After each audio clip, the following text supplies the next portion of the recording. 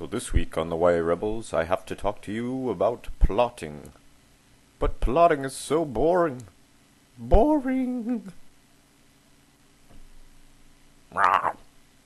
This is 10% luck, 20% skill, 15% concentrated power of will, 5% pleasure, 50% pain, and 100% reason to remember the name.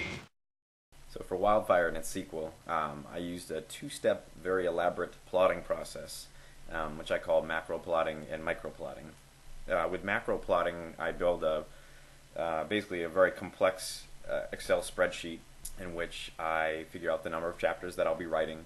I make sure that every chapter has at least 5 bullet points of events that are really crucial to the story, because I figure if I don't have 5 of those events happening in a chapter, then I'm going to lose the reader, and then you just end up writing filler. So make sure that your plot moves along at a very fast pace. And most importantly, with the first spreadsheet, I figure out the chapter titles. And I've never been one to just number my chapters. I always need kick-ass chapter titles, because I want the first thing you see when you open the book, the index, are to see these cryptic but cool chapter titles that are going to drive you to read through the book. Then there's micro-plotting, which is basically filling in all of the details that you glossed over when you were macro-plotting. And that could be anything from the witty banter that's going on, the pace of the conversation, the blocking, are the characters walking, are they standing still, are they fidgeting? Now, micro-plotting is a 5-step process using a game I like to call What the F Do I Write Now? Step 1, you write a sentence. She shook a threatening fist at him and said, "You are a jerk loser face." Jerk loser face. Pretty good. For step 2, you stop and say, "What the F do I write now?"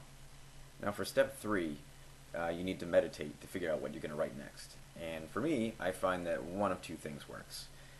The first is to lie face down on my bed with my eyes closed and either take a micro nap or throw a tantrum.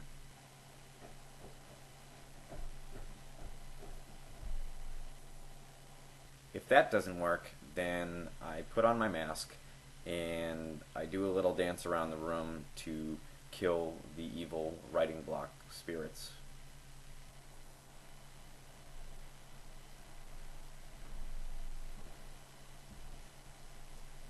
So for step number 4, hopefully while you're meditating you came up with something good to write next.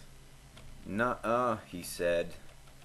"Your face is a jerk loser face." That's awesome.